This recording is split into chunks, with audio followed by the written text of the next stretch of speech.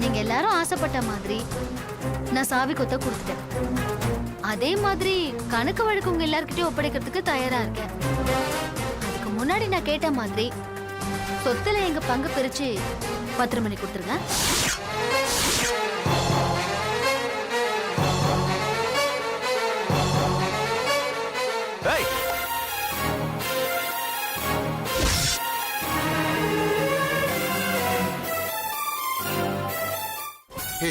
அவ யாருன்னு தெரியாம தேடிட்டு இருக்காடி. தேடட்டும். தேடி பார்த்துட்டு திரும்ப வரும்போது என் மேல கொஞ்சமாவது நம்பிக்கை வரும். என்னடி நம்பிக்கை வரும்? அதுக்குதான் இந்த நாடகமே. மாமா கிட்ட போட்டோவை கொடுத்து ஒரே நாள்ல அவனை கொண்டு வந்து உன் முன்னாலே நிறுத்துவோம். இவன் தான்க்கா.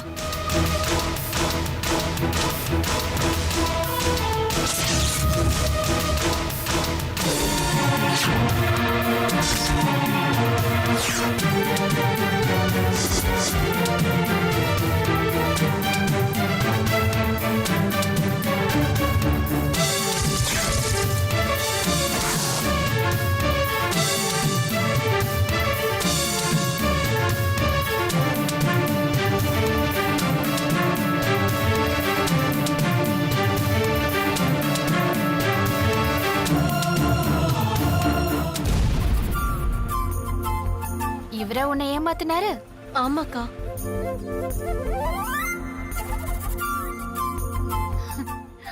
சித்ரா, போட்டோவை நல்லா பார்த்து சொல்லு.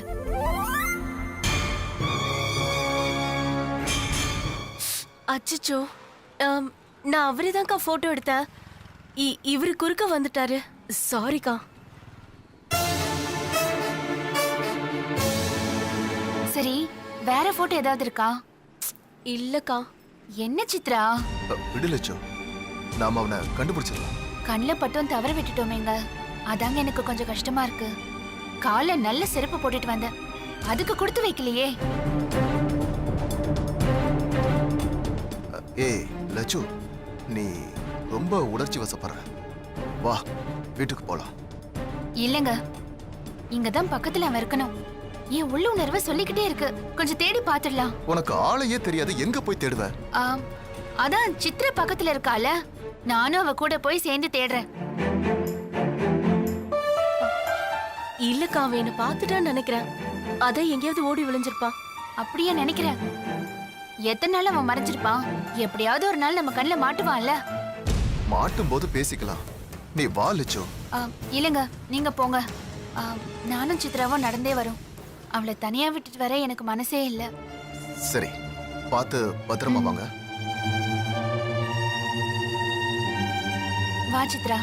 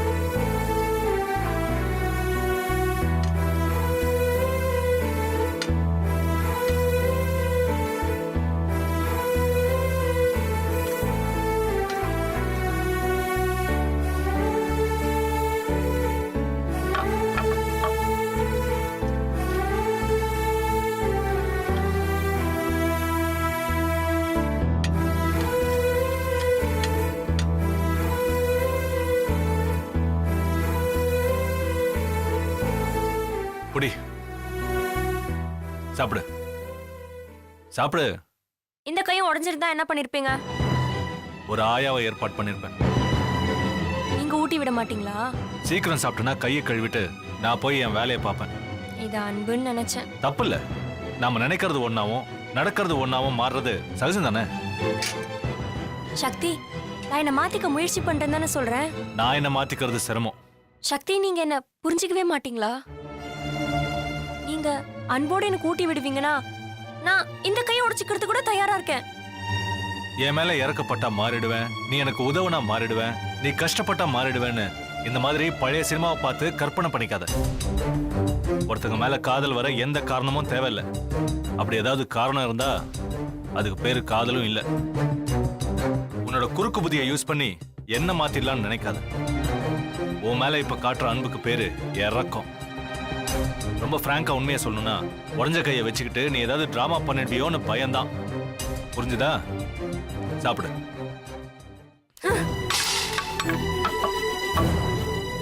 நான் உங்ககிட்ட எதிர்பார்க்கறது இறக்கம் இல்ல.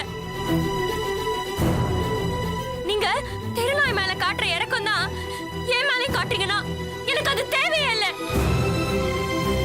கொஞ்சம் கூட பாசமே இல்லாம ஸ்பூன்ல எடுத்து வைக்கிறது தின்னு நான் பசி ஆத்தணும்னு எனக்கு ஒன்றும் அவசியம் இல்ல. இன்னும் ஒரு ரத்தத்துல இருக்கிற திமிரு குறையவே இல்லைல்ல? பசிலேயே கடந்து சாவடி, அப்போவாவது மாறுறியான்னு பார்க்கலாம். உனக்கெல்லாம் பெர்மனண்டா இந்த கை உடஞ்சாதாண்டே நீ அடங்கி போவ. உனக்கு போய் ஹெல்ப் பண்ண பாரு, போ. போங்க சக்தி, போங்க.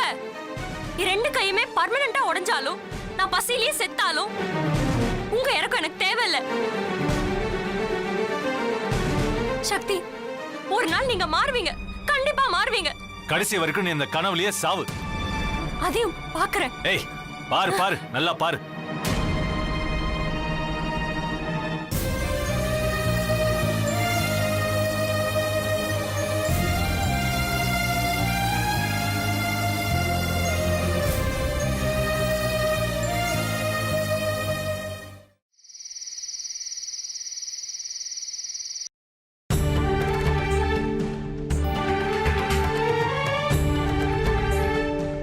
இவனாலதான் என் நிம்மதி போச்சு.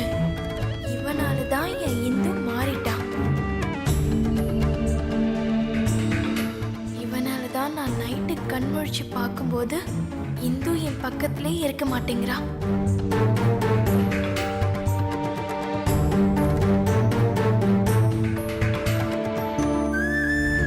நீ பக்கத்துல தான் இருக்குன்னு சொன்ன. நான் பைக் எடுத்துட்டு தேடி வந்தேன். ரொம்ப நேரமா உனக்கு காணோம். மனசு எப்படி துடிச்சிருக்கும் தெரியுமா? பயந்துட்டேன்.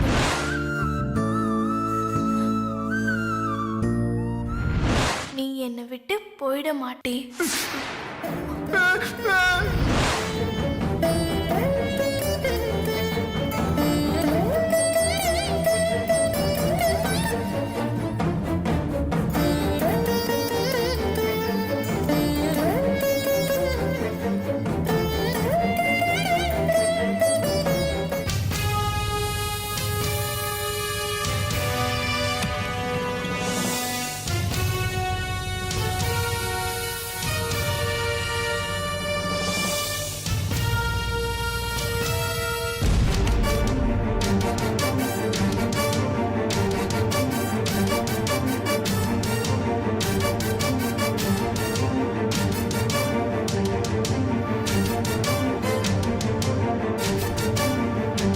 அருள், அருள் எங்க இருக்க?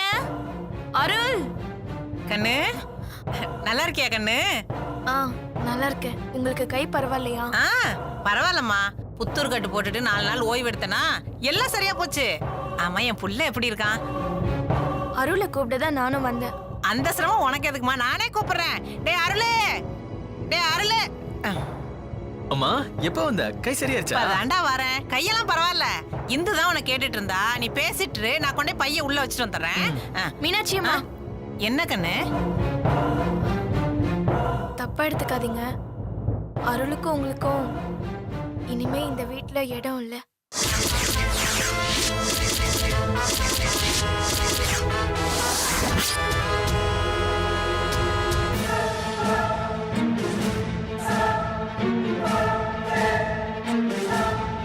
திருக்கிட்ட சண்டை போடுவான்னு பார்த்தா இவளே இவங்கள வீட்டை விட்டு அனுப்புறேன்றா. கண்ணு, நீ சும்மா தானே சொல்ற? இல்லம்மா, நிஜமா தான் சொல்றேன். இனிமே நீங்க 2 பேரும் இந்த இந்த வீட்ல இருக்க வேண்டாம். ஏன் இந்து? நான் நல்லா யோசிச்சு பார்த்தேன் அருள். முதல்ல திரு மேல எனக்கு கோவம் வந்துச்சு. என் மேல சந்தேகமான சட்டையை பிடிச்சு கேள்வி கேட்கணும்னு எனக்கு தோணுச்சு. அதானே கரெக்ட். மேலோட்டமா பார்த்தா கரெக்ட்னு தான் தோணும். திருவுக்கு என் மேல இருக்கிறது சந்தேகம் இல்ல, பயம். நான் அவரை விட்டுட்டு போயிடுவனுங்கிற பயம்.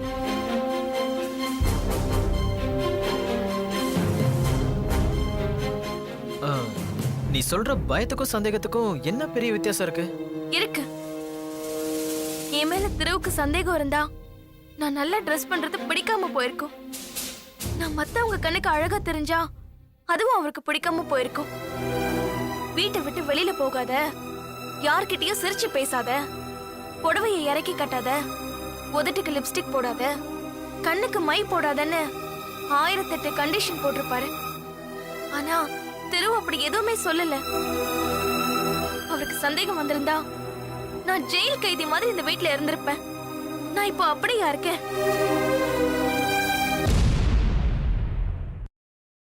நான் உன் கூட பழகிறதுனால அவர் மனசுல சின்னதா ஒரு பயம் வந்திருக்கு.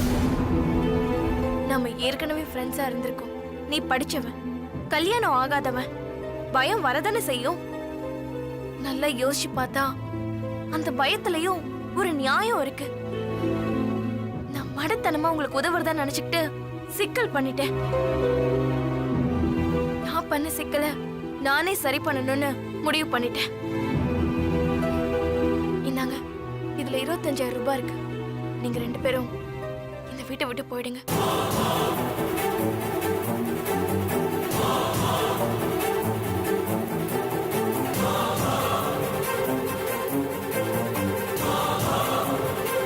என்ன கண்ணு நீ அருளை போய் தப்பா நினைச்சிட்ட?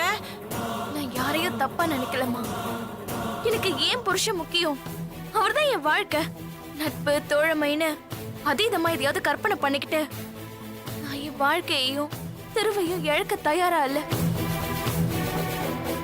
உன்னோட உணர்வுக்கு மதிப்பு கொடுக்காத புருஷனுக்காக நீ ஒரு முட்டாள் மாதிரி சிந்திக்கிற. அருள், முட்டாள்தனம் தான் மிகப்பெரிய வரம். அறிவுதான் அடுத்து என்ன நடக்குமோன்னு யோசிச்சு யோசிச்சு இந்த நிமிஷத்தோட சந்தோஷத்தையே கெடுக்குது. உன் பார்வையில நான் முட்டாளா இருந்தா கூட அது எனக்கு சந்தோஷம்தான். அப்போ என் நட்பு முறிஞ்சு போறதுல உனக்கு எந்த கஷ்டமும் இல்லையா? நட்பும் தோழமையும் தான் உன்னதம்னா அதையும் என் புருஷன் கிட்ட இருந்தா என்னால அடைய முடியும்.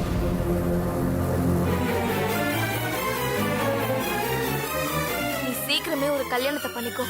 அப்பதான் உனக்கு குடும்பம்னா என்னன்னு புரியும். அத பத்தி தெரியாமலே என்கிட்ட நட்பை பத்தி பேசாத. இந்த நான் சொல்றத நான் வாக்குவாதம் பண்ண தயாரா இல்ல. யாருக்காகவும் எதுக்காகவும் என் திருவை விட்டு கொடுக்க நான் தயாரா இல்ல. இந்த பணத்தை வாங்கிக்கிட்டு வீட்டை விட்டு போயிடுங்க.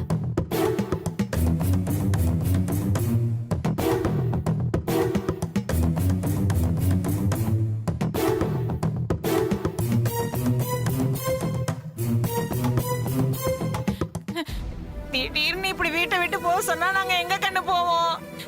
எங்களுக்கு யார் இருக்கா கண்ணு? கண்ணு, எங்களை கைவிட்டுறாத கண்ணு. அம்மா, எதுக்குமா அழற? அரு கண்டவனே, எல்லாம் ஒன்னால தான்டா. அவங்க முதலாளி, அவங்க கிட்ட போய் ஃப்ரெண்டுன்னு பேசினா இதை எப்படி அவங்களால ஏத்துக்க முடியும்? வாடா மன்னிப்பு கேட்போம். கண்ணு, என்னம்மா நீங்க என்கிட்ட போய் முதல்ல நான் சொல்ல வரத புரிஞ்சுக்கோங்கம்மா. நீ முதல்ல எங்களை புரிஞ்சுக்கம்மா. அருள் சொல்லேன்டா, ஒத்தையா அழுதுட்டு இருக்கல்ல. அம்மா, அவ வீட்டை விட்டு போன சொன்னதுக்கு அப்புறம் அழுது என்ன பிரயோஜனம்? ஐயோ, ஊருக்கு போனா கடங்காரன் காலை சுத்துவான். வேலை இல்லைன்னா ஒரு கைதி நம்மள மதிக்காதுடா. இந்த ஊர்ல எங்கடா போய் நம்ம தங்க முடியும்? அம்மா, கோயில் சத்திரம் மடம்னு 1000 இடம் இருக்குமா, விடு. இந்துவை பார்க்கலன்னா அப்படித்தானே வாழ்ந்திருப்போம். இந்தோ என்ன என்ன இது பிரச்சனை? அண்ணே, இவங்க இங்க இருக்கிறது தெருவுக்கு பிடிக்கல. இந்தோ இதுக்குதான் நான் முன்னாடியே சொன்னேன், நீ கேட்கல. தப்புதான். சில விஷயத்துல எல்லாம் பட்டாதான் புத்தி வருது. இதுல 25,000 ரூபாய் இருக்கு. நீங்களே உங்களை வீட்டை விட்டு அனுப்பிச்சிருங்க. இருமா அவசரப்படாத. எல்லாத்தையும் எடுத்தோம் கவுத்தோன்னு முடிவெடுக்கிறது தப்பு. அன்னைக்கு இவங்களை வீட்டுக்கு கூட்டிட்டு வந்தப்ப காட்டின அதே அவசரத்தை இப்ப இவங்களை வெளியில அனுப்புறதுலயும் காட்டுறேன். என்ன இந்து, நம்மள நம்பி வந்தவங்கள உடனே வெளியில அனுப்புனா அவங்க எங்க போவாங்க? இவங்க இங்க இருக்கிறதுனால எனக்கும் தெருவுக்கும் தான் பிரச்சனை வருது. இருக்கலாம் இந்து.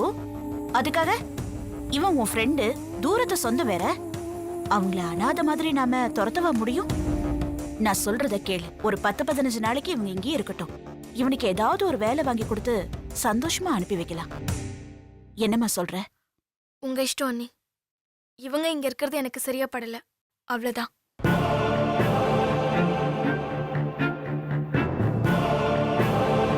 என்னம்மா இது எல்லாமே தலைகீழா நடக்குது? அதான் எனக்கும் புரியல. ஏ அருண், நீ அவகிட்ட என்ன சொன்ன? நான் என் பார்ட்ட கரெக்டா தான் பண்ணேன். ஆனா அவ சுதாரிச்சுக்கிட்டா. சுதாரிக்க விட்டது நம்ம தப்பு. ஓகே, 10-15 நாள் டைம் வாங்கியிருக்கேல்ல, அதுக்குள்ள ஏதாவது பண்ணணும். திரு வந்ததும் நிச்சயமா ஒரு சண்டை வரும். அதுல எப்படியாவது பூந்து 2 பேரையும் சேர விடாம பிரிக்கணும். முடியலனா ஆ? தானா பழுக்கலனா தடியால தான் அடிக்க வேண்டி வரும். அதுக்கு அவசியம் வராதுன்னு நினைக்கிறேன்.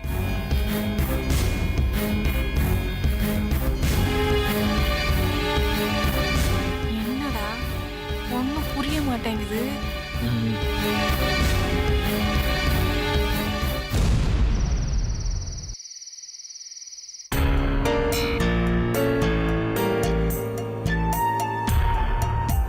ஆ.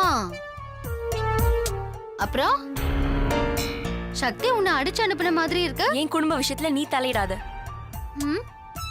என்ன வாழவை, சக்தியோட வாழவைன்னு புலம்புனதெல்லாம் என்ன மறந்துட்டியா? இங்க பார், யார் மேல கொட்டுறதுன்னு தெரியாம உள்ளுக்குள்ள கோவத்தை தேக்கி வச்சிட்டு இருக்கேன். நீ வந்து தலையை கொடுக்காத. இந்த கோவம் தான் உன்கிட்ட எனக்கு ரொம்ப பிடிச்ச விஷயம். இந்த கோவம் இருக்கிற வரைக்கும் நீ எந்த நிமிஷம் வேணும்னாலும் சக்தி கிட்ட உதவாங்க வாய்ப்பு இருக்கு. இங்க பார், உன்னை தொட்டா மொத்த வீடும் கொதிக்குன்ற நிலைமை மாறி ரொம்ப நாள் ஆச்சு. அது புத்தியில இருக்கா? நான் யாரு, எந்த சூழ்நிலையில இருக்கேன் எல்லாமே எனக்கு தெரியும். இந்த வீட்டோட கொத்து சாவி இன்னும் என் முந்தானில தானே இருக்கு. அணை போற விளக்கு பிரகாசமா எரியுதுன்னு நினைக்கிறேன். இது அணைய போற விளக்கா தொடர்ந்து எரிய போற விளக்கான்னு யோசிக்காது. விளக்குல இருக்கிற நெருப்பு இன்னொரு விளக்கை ஏத்தியும் வைக்கும், ஒரு பெரிய காட்டையே எரிச்சிடும். அந்த காட்டுல இருக்கிற சின்ன பூச்சினி ஏற்கனவே சொத்து விஷயத்துல நான் பத்த வச்சது கொழுந்து விட்டு எரிஞ்சிட்டு இருக்கு. ஏய், என்ன ஒரு முடிவோடு தான் வந்திருக்கியா? என்னடி பிரச்சனை உனக்கு? அனுஷ்கா, பிரச்சனை உனக்கு தாண்டி. இப்போ சக்திக்கு ஒண்ணு பிடிக்கல, அதுக்கு தகுந்த மாதிரியே அவங்கிட்ட திமிராவே நீ பேசிக்கிட்டு தெரியுற.